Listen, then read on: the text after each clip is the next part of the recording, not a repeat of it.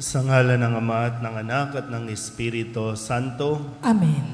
Ang pagpapala ng ating Panginoong Hesus Kristo, ang pag-ibig ng Diyos Ama, at ang pakikipagkaisa ng Espiritu Santo naway sumainyong lahat. At sumaiyo rin. Ngayon po ay ginugunita natin ang kapistahan ni Santa Monica. Mga kapatid, tinipon tayo bilang mga kaanib na angkan ng Diyos, kaya dumulog tayo sa maawaing Panginoong nagpapatawad ng lubos. Sinugong tagapagpagaling sa mga nagsisisi, Panginoon, kaawaan mo kami. Panginoon, kaawaan mo kami. Dumating na tagapag-anyayang mga makasalanay magsisi, Kristo, kaawaan mo kami. Kristo, kaawaan mo kami. Nakaluklok ka sa kanan ng Diyos Ama para ipamagitan kami. Panginoon, kaawaan mo kami. Panginoon, kaawaan mo kami. Kaawaan tayo ng makapangyarihang Diyos, patawarin tayo sa ating mga kasalanan at patnubayan tayo sa buhay na walang hanggan. Amen. Manalangin tayo. Ama naming makapangyarihan, dinaramayan mo ang mga nagdadalamhati. Ang matimyas na pagluha ni Santa Monica ay tinugon mo ng pagbubunsod na magbagong buhay si Agusting anak niya bilang tugon sa kanilang magkatuwang na panalangin. Loobin mong aming tangisan ang pagsuway namin at marapatin mong ang kapatawaran mo ay aming kamtin sa pamamagitan ni Jesucristo kasama ng Espiritu Santo magpasawalang hanggan. Amen. Magsiupo po lahat.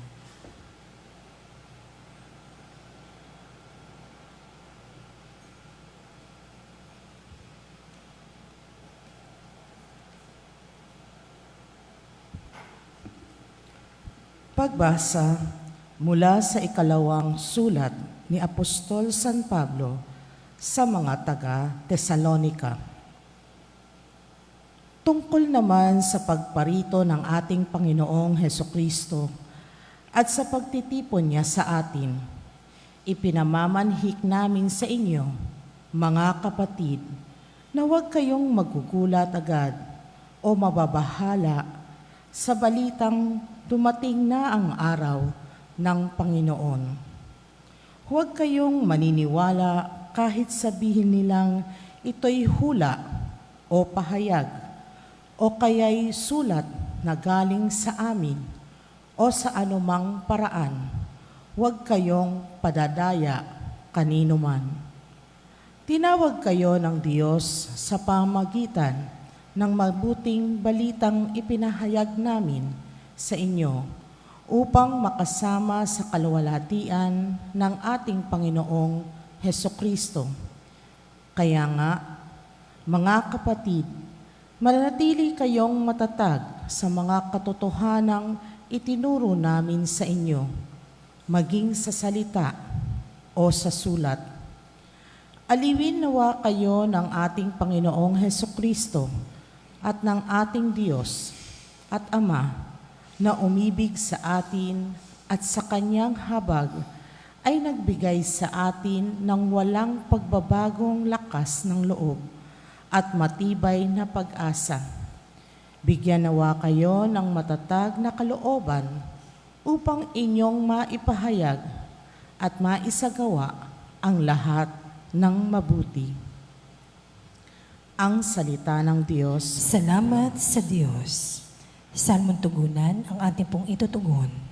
Panginooy paririto upang hatulan niya tayo. Ulitin po natin. Panginooy paririto upang hatulan niya tayo. Panginooy siyang hari, sa daigdig ay sabihin, sanlibotay matatag na, kahit ito ay ugain. Sa paghatol sa nilikha, lahat ay pantay sa paningin. Panginooy paririto upang hatulan niya tayo. Lupa't langit ay magsaya, umugong ang kalaliman. Lahat kayo na nilikhang nasa tubig ay magdiwang. Ang bukirin at ang lahat ng naroon ay sumisigaw. Panginooy paririto upang hatulan niya tayo.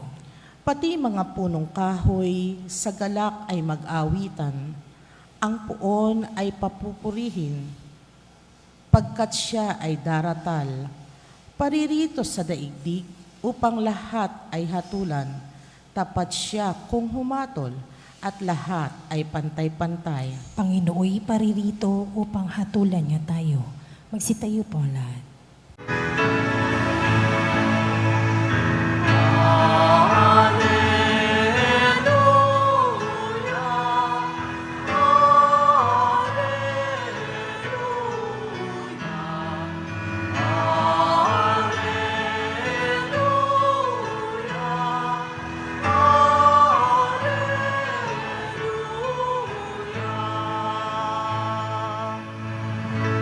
Sa daigdig ay laganap,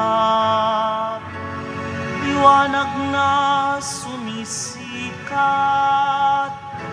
salitang buhay ng lahat. Alleluia, Alleluia.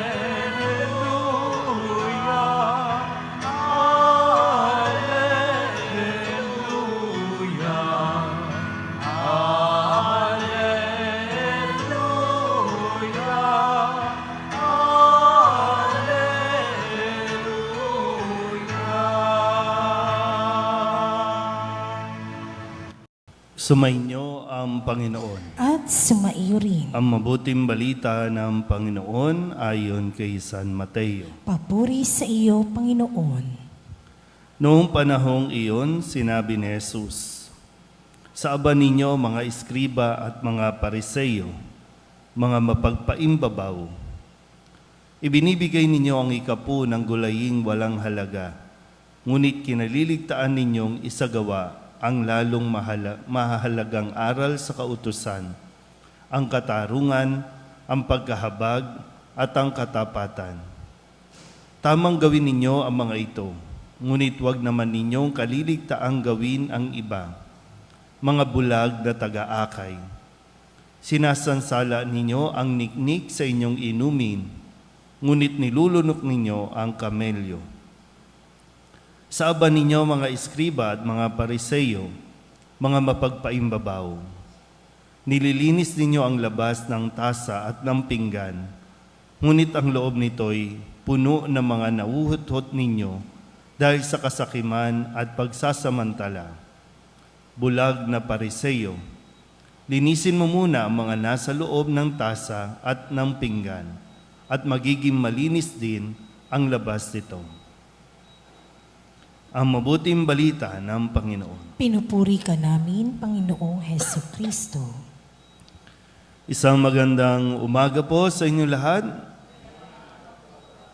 Ngayon po ay Martes ng ika-21 linggo sa karaniwang panahon at ating pong ginugunita ang kapisahan ni Santa Monica, isang ina, isang asawa. Siya po ang ina ni San Agustin na sa susunod na araw ay atin din pong ipagdiriwang ang kapistahan. At sa halimbawa na ipinakita ni Santa Monica, nawa ay mas matuto rin tayo sa kahalagahan po ng paggagabay ng mga magulang, lalong-lalo na ang ina. Base sa kwento, talagang hindi tinigilan ni Santa Monica na ipagdasal ang kanyang asawa na makonvert, ganun din ang kanyang anak na noon ay namumuhay din katulad ng kanyang asawa. Pero sa kanyang pagtsatsaga at pag-iyak sa harapan ng Diyos na sila ay mabago at talaga naman pong nangyari ang kanyang hinihiling sa Diyos. Kaya nga si San Agustin ay naging isa sa mga obispo. Sa mga susunod na araw, siya ang atin pong pararangalan. Pero dito po, sabi ko nga kanina, maganda po ang naidulot ni Santa Monica at nawa ito ay maging gabay din, lalo na sa mga magulang. Basic kasi, yung foundation, basic foundation na natututunan ng mga bata ang kagandahang asal sa loob ng tahanan. Hindi nyo kinakailangan maging doktor o magkaroon ng title, no, masteral, doctoral, o kung ano paman, para lang maituro mo kung ano ang kabutihang asal. Sa ngayon, sa mga nangyayari sa paligid natin, sa lipunan natin, sa bansaan natin, talagang mayayamot ka din sa mga naririnig mong mga issue, yung mga dating walang pakialam sa batas, ngayon ay gustong gamitin ng batas, yung mga dating talagang nag-aagrabyado sa human rights, ngayon sila ang parang aping-api na kinakawawa. Pero itong mga ito, yung mga may alam sa batas, ito yung mga mambabatas din natin. Isa sa para bang siguro talagang kinaiinisan, kung tama lang po na gamitin gamitin ko yung salitang naiinis din si Jesus. Naiinis siya lalong-lalo na sa ugaling mapagpaimbabaw. Pagpapaimbabaw, iba yung sa loob, iba yung sa labas. Pagpapaimbabaw na mag-i-implement ka, pero ikaw mismo hindi mo kayang gusto mo lang magpatupad, pero ikaw hindi mo kayang tuparin ito sa sarili mo. Isa yan sa kinaiinisan na talagang hindi titiisin ni Jesus, na hindi komprontahin. Kaya nga ito mga Pariseo, mga Eskriba, talagang sinabihan niya, mga mapagpaimbabaw kayo. Dahil sa ganitong ugali, na mas nagiging mahirap para sa mga tao ang sumunod sa Diyos. Yan, sabi sa Salmon tugunan natin, paririto ang Panginoon upang hatulan niya ang tao. At sinasabi niya ito dahil binibigyan pa tayo ng pagkakataon, kasi baka tayo din nagiging mapagpaimbabaw. Na pag nasa simbahan, mabait. Minsan nga, kahit nasa loob ng simbahan, hindi tayo nagiging karapat-dapat sa pag-uugali. Kasi tayo mismo nakakalimot, na pag gusto lang natin magpatupad, pero pag tayo na, ayaw na natin itong tuparin. So, walang mangyayari sa atin dito at hindi tayo maliligtas sa ganitong pag-uugali na mapagpaimbabaw.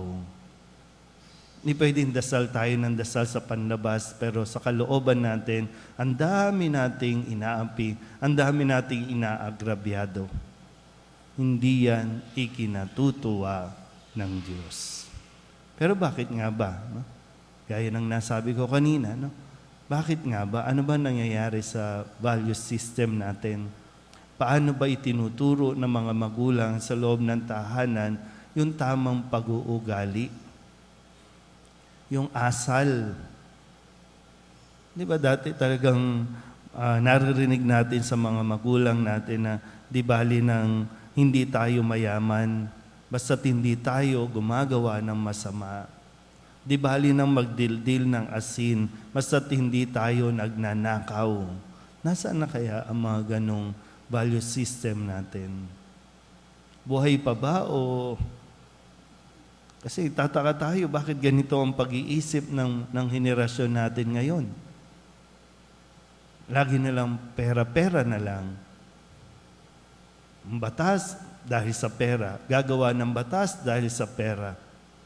Ipagtatanggol ang isang taong mali dahil sa pera pa rin. Naguguluhan tayo ngayon. Pero dahil din ito sa ating pong pagpapabaya. Pero sana po, sa araw na ito, mas ma-realize natin, mas makita natin yung kahalagahan ng may mabuting asal tayong naituturo sa ating mga anak, sa inyong mga anak, sa mga kabataan, nang sa ganon, pagdating ng araw ay talagang maani din natin ang mabubuting asal mula sa kanila. Amen?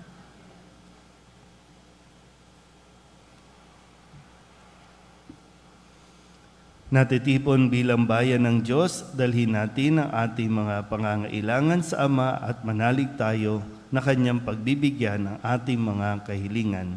Ang ating pong itutugon, Panginoon, dinggin mo ang aming panalangin. Panginoon, dinggin mo ang aming panalangin.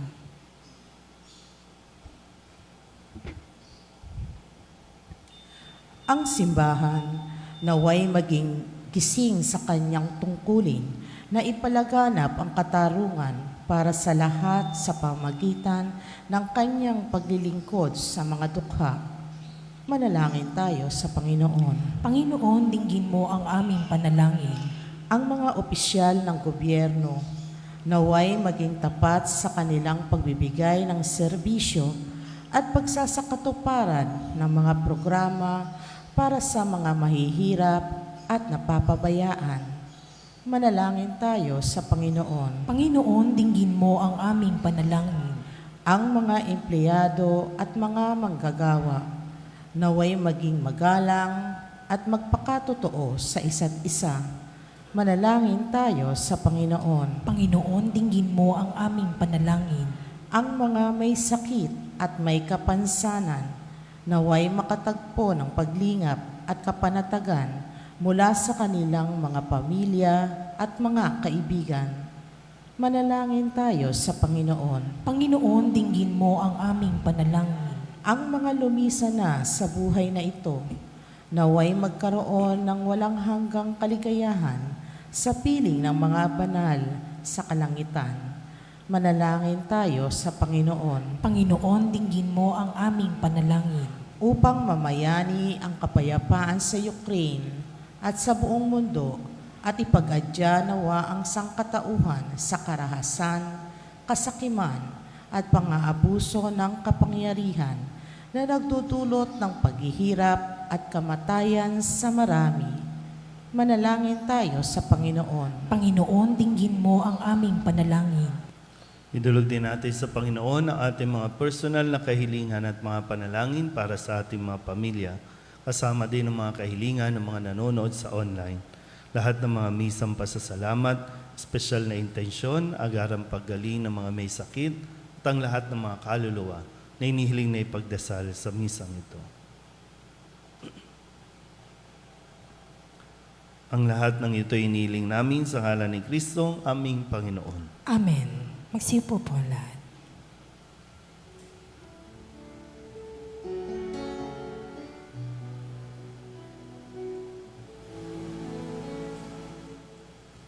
Alay namin aming buhay, bawat galak at lumay, mawa pangarap naming taglay sa palad mo ilalagay.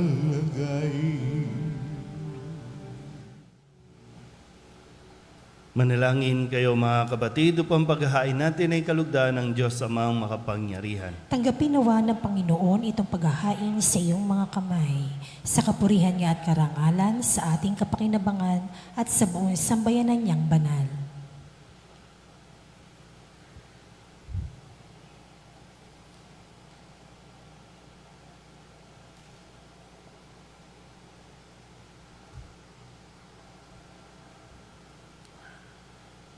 Ama naming makapangyarihan, Ama naming lumikha, tunghayan mo ang mga alay na aming inihanda.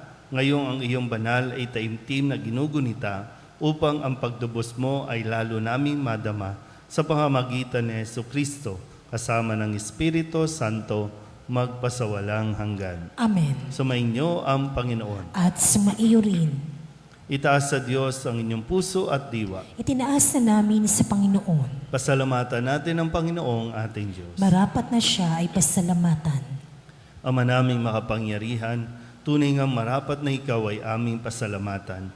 Ngayoy ikinagagalak naming may mga banal na tao na nagtalaga ng sarili sa anak mong sa Jesucristo upang ipamalas nila ang paghahari mo at maakit ang kapwa na manalig sa iyo. Ngayon, sa aming ibinibigay ng iyong anak na minamahal ang kabanalang iyong taglay at hangad mong kamtin ng tanan. Ito ang pinanggalingang amin ngayong nililingon. Dito mo rin nais sa kami makarating at humantong. Kaya kaysa ng mga anghel na nagsisiawit ng papuri sa iyo, nang walang humpay sa kalangitan, kami nagbubunyi sa iyong kadakilaan.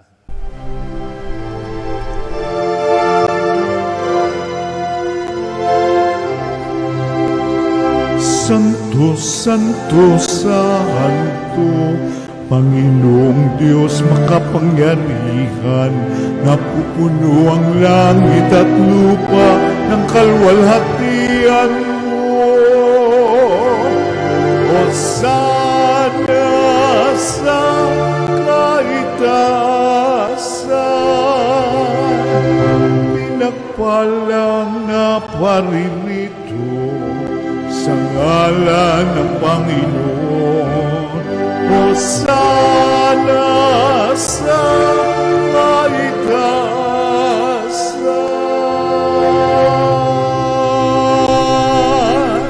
Ama naming banal, ikaw ang bukal ng tanang kabanalan. Kaya't sa pamamagitan ng iyong Espiritu, gawin mong banal ang kaloob na ito upang para sa aming maging katawan at dugo ng aming Panginoong Hesukristo. Bago niya pinagtiis ang kusang loob na maging handog, inawakan niya ang tinapay, pinasalamatan kaniya, pinaghati-hati niya iyon, iniabot sa kanyang mga alagad at sinabi, "Tanggapin ninyong lahat ito at kanin, ito ang aking katawan na ihahandog para sa inyo."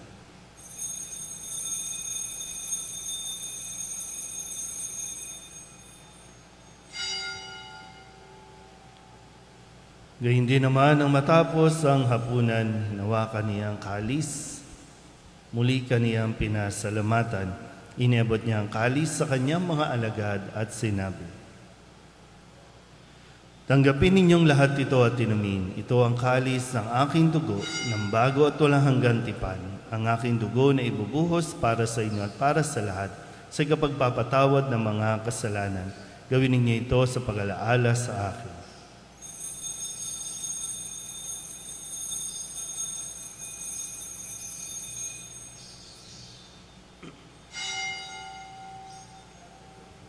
Ipagbunyi natin ang misteryo ng pananampalataya. Si Kristo'y namatay, si Kristo'y nabuhay, si Kristo'y babalik sa wakas ng panahon. Ama, ginagawa namin ngayon ang pag-alaala sa pagkamatay at muling pagkabuhay ng iyong anak.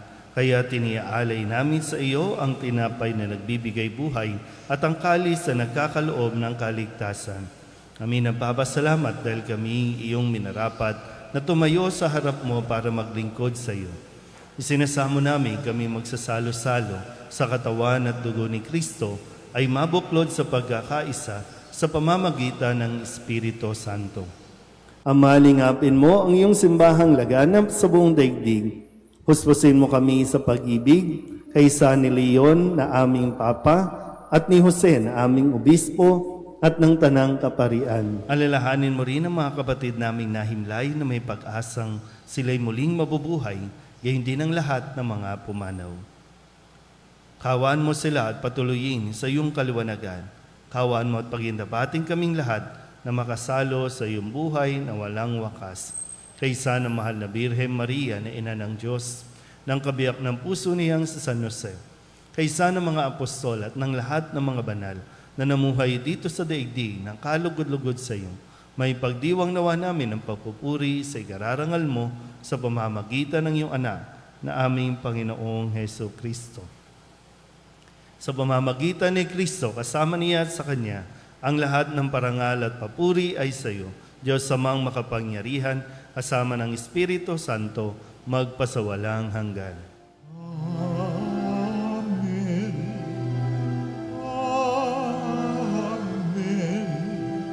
Amen. Amen.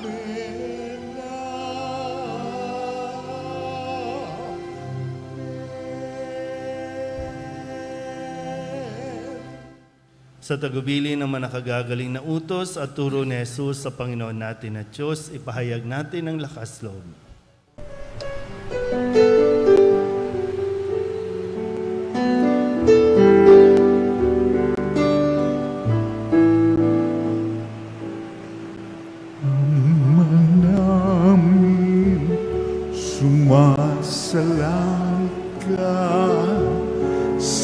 Sambahin ang ngalan mo, mapasamin ang kaharian mo, sundin ang loob mo dito sa lupa para nang sa langit. Bigyan mo po kami ngayon ng aming kakanin sa araw-araw at patawarin mo kami sa aming mga sala para ng pagpapatawan namin sa nagkakasala sa amin. At huwag mo kaming ipagdulot sa tukso, at yadya mo kami sa lahat ng masama. Hinihiling namin kami iadya sa lahat na masama, pagkalooban ng kapayapaan araw-araw, iligtas sa kasalanan, at ilayo sa lahat ng kapahamakan, samantalang aming pinananabikan ang dakilang araw ng pagpapahayag ng tagapagligtas namin sa Jesucristo. Sapagkat iyo ang kaharian at ang kapangyarihan at ang kapurihan magpakailanman. Amen. Panginoong Jesucristo, sinabi mo sa iyong mga apostol, kapayapaan ang iniiwan ko sa inyo, ang aking kapayapaan ang binibigay ko sa inyo. Tunghayin mo ang aming pananampalataya at huwag ang aming mga pagkakasala. Pagkalooban mo kami ng kapayapaan at pagkakaisa ayon sa iyong kalooban, kasama ng Espiritu Santo, magpasawalang hanggan. Amen. Ang kapayapaan ng Panginoon ay laging sumainyo. At sumaiyo rin. Mabigayan po tayo ng kapayapaan sa isa't isa.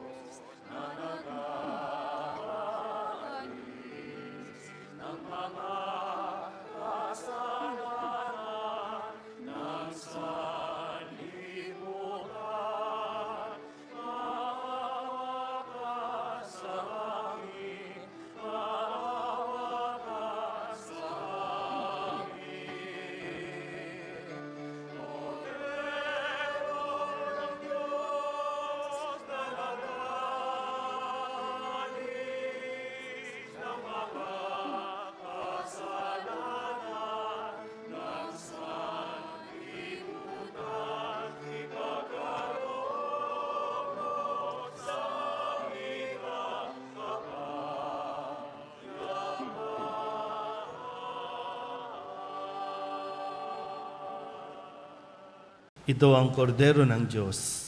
Ito ang nag-aalis ng kasalanan ng sanlibutan. Mapalad ang mga inaanyayahan sa kanyang piging. Panginoon, hindi ako karapat-dapat na magpatuloy sa iyo, ngunit sa isang salita mo lamang ay gagaling na ako.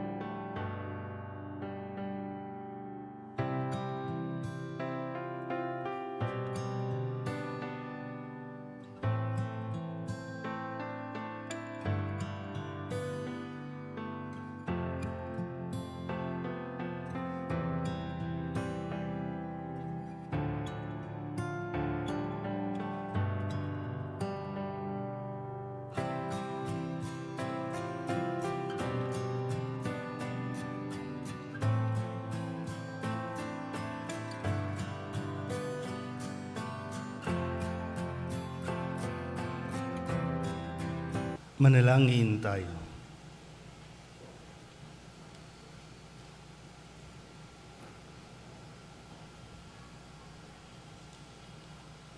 Ama naming mapagmahal, kami mga nakinabang ngayong si Santa Monica ay pinararangalan, ay pagkalooban mong madalisay at matulungan ng aming pinagsaluhan sa pamamagitan ni Jesucristo kasama ng Espiritu Santo magpasawalang hanggan. Amen. Sumainyo ang Panginoon. At sumaiyo rin. At pagpalain kayo ng makapangyarihang Diyos, Ama at Anak, Espiritu Santo. Amen. Tapos na ang banal na misa, humayo tayo sa kapayapaan ni Kristo. Salamat sa Diyos. Magandang umaga po. Good morning, Father.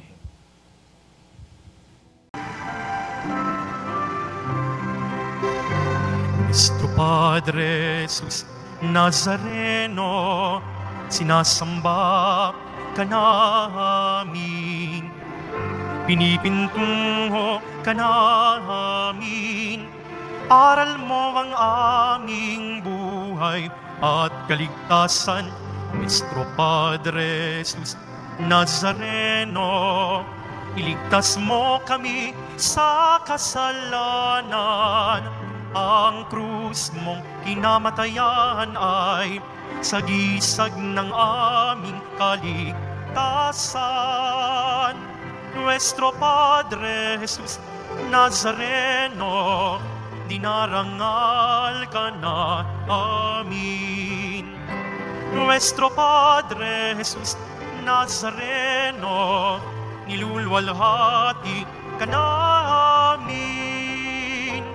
Nuestro Padre Jesus Nazareno, dinarangal ka na amin.